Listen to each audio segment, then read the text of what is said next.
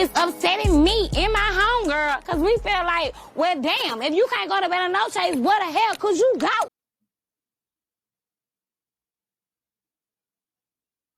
We've got some news going down in Italy.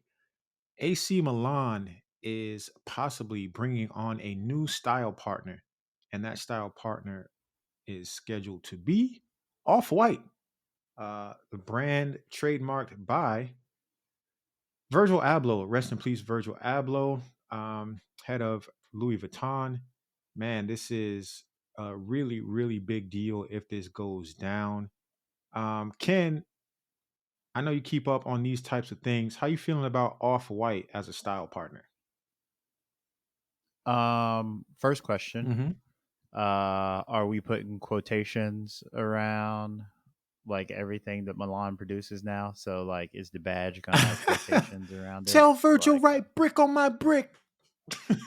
right brick on my brick. Like, yeah.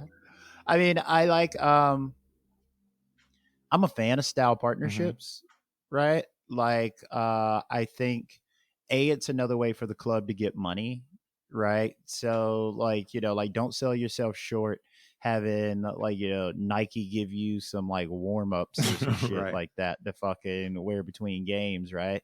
Like, go get you another sponsor that can like hook you up with like some fly threads and like like get your shit off. I like it. Like I was never really a big off-white person. Like, like I respected Virgil and the craft and like, the way he like pushed the game forward, but I was never really just like an off-white Yeah. fan. But it's glad I'm really happy to see that it's like moving on after like, his untimely death, right? Because with a lot of these brands, you don't see them like moving well after like the head either leaves Yeah. or Passes like away. just whatever after Alexander McQueen. after it just changes hands. Alexander McQueen is a big like like that's a big example, but like yeah, just happy to see that like more teams are leaning into the non like jersey deals to be style partners, and I'm happy that it's Off-White. Like, what about you? Yeah, I think this is dope. For me, it really brings up how far ahead Virgil was in his business brain Mm-hmm. because, like you said, if he owned Off-White outright, he does not. For those who don't know that, he owns the trademark, not the brand. So what he did was he licensed Off-White out to some Italian ownership group that has the infrastructure that he needed to make the quality of clothes that he wanted to make. You know, if you were a fan of the Pyrex stuff and the Hood by Air stuff, you know that it was pretty much just champion stuff with some screen printing on it. And here you go, $350 a pair. You know what I mean? But you know Mm-hmm. where he wanted to go in his mind was high fashion, high quality, well produced, stitched, that sort of thing. So having a partner like that to partner with him, operative word partner, and split profits with him while he maintains the ownership of his intellectual property is absolutely incredible. And now we're seeing in real time what that means for possibilities in the event of something like this, his untimely death. All right, now the brand is still owned by a company that knows how to do the business. They know what to do with the brand. They've already been doing it. They just need to maintain the standard. Now they partner with an Italian team, make some fly ass clothes, and up the lifestyle for everybody. You know, I'm always in for the fashion. I'm always in for the style because it's such an easy entry point. Everybody needs to wear clothes. Not everybody needs to watch soccer. So if you see a nice shirt or whatever, and it has a local soccer team on it, and you buy it, that's free advertising for the team. And it's another way that, a conversation may be started with you about the game, or you may get an invitation that you weren't expecting to a game. It's just an easy, easy way for people who may or may not know anything about soccer to start having a conversation and build something. So I think this is dope. Go Milan, go Off-White, make this shit dope.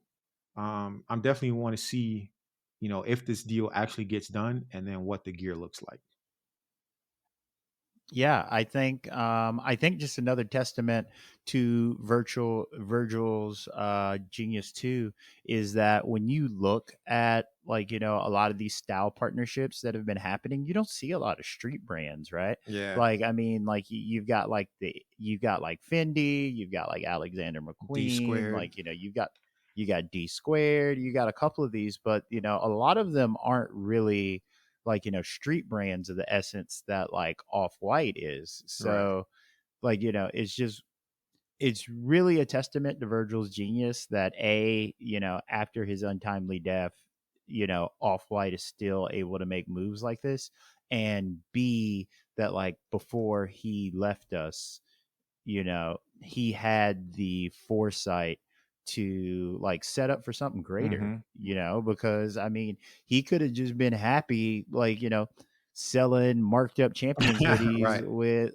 like, with hood shit on them for like $400 a pop, Right. right? Like, but that's not what his ultimate dream was. Yeah. So, One of the things I do want to see though is that as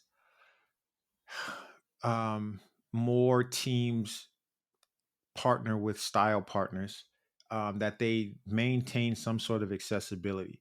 Because, like you said, the brands that you mentioned, D squared is expensive as fuck. Fendi is expensive as fuck.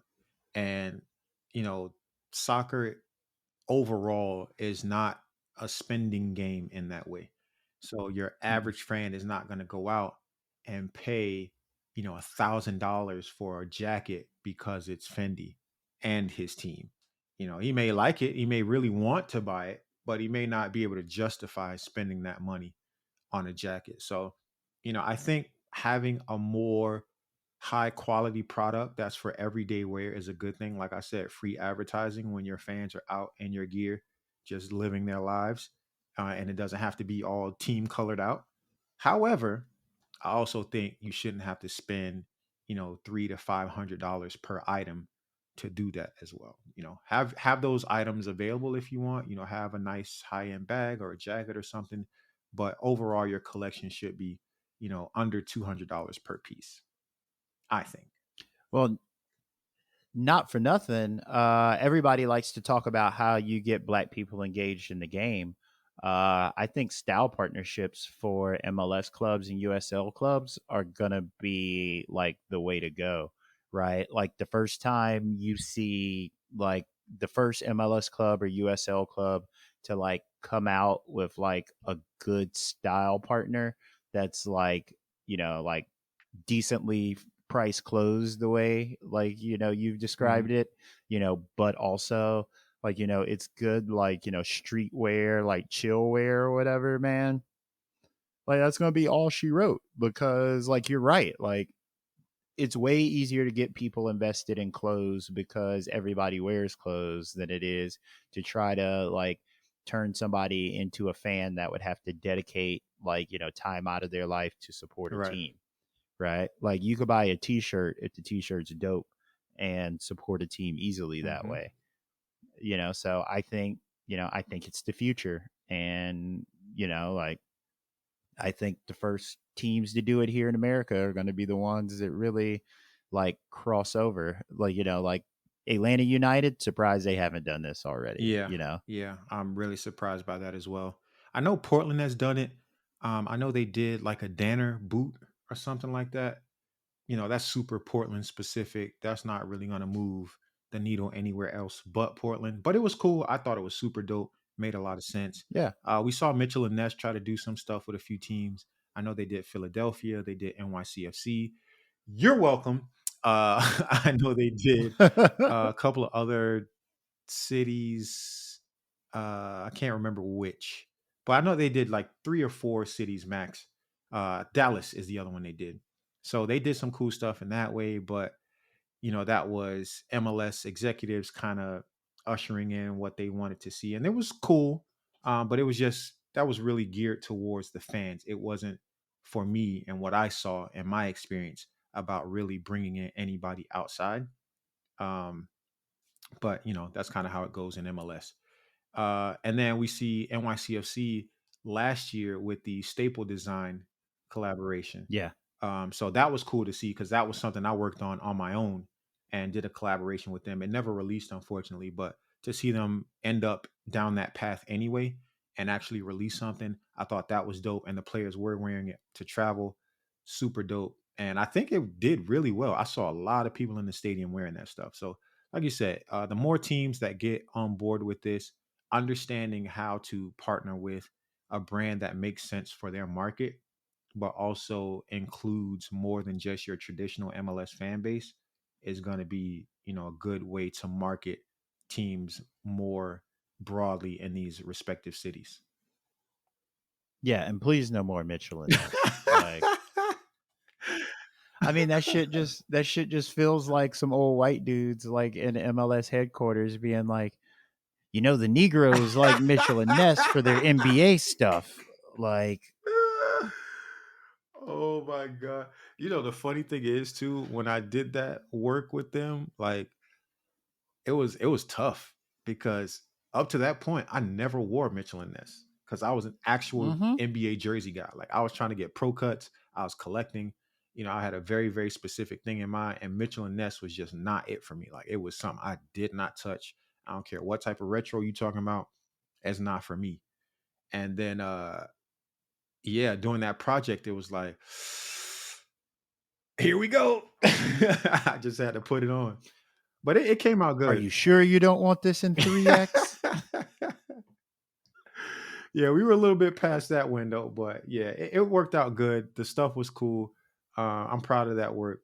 And, here we are. Thank you for checking out Chop Soccer Pod Short Corners. For more, check us out on Twitter @Chop Soccer Pod and Instagram @Chop Soccer Pod. You know the vibes.